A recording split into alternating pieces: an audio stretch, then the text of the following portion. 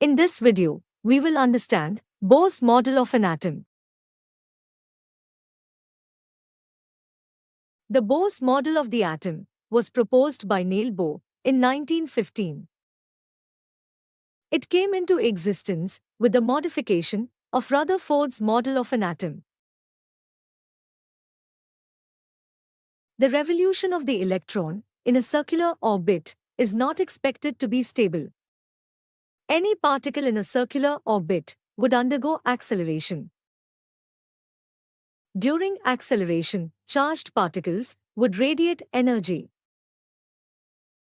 Thus, the revolving electron would lose energy and finally fall into the nucleus. If this were so, the atom should be highly unstable, and hence, matter would not exist in the form that we know. But we know that atoms are quite stable.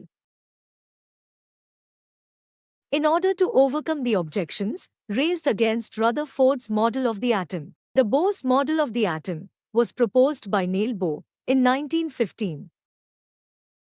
Bohr theory modified the atomic structure model by explaining that electrons move in fixed orbitals and not anywhere in between.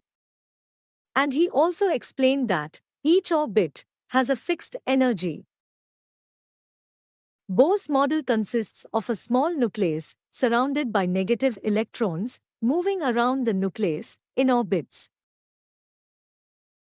Bohr found that an electron located away from the nucleus has more energy, and the electron which is closer to nucleus has less energy.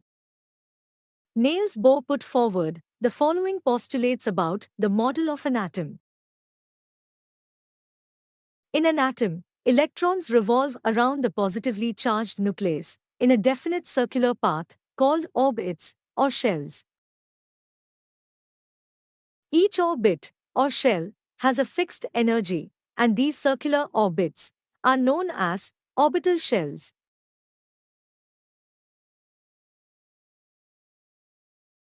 The energy levels are represented by an integer, like 1, 2, 3, 4, and so on.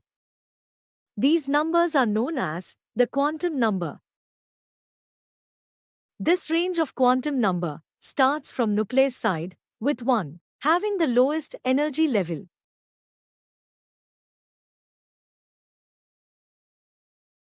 The electrons in an atom move from a lower energy level to a higher energy level by gaining the required energy. And an electron moves from a higher energy level to lower energy level by losing energy.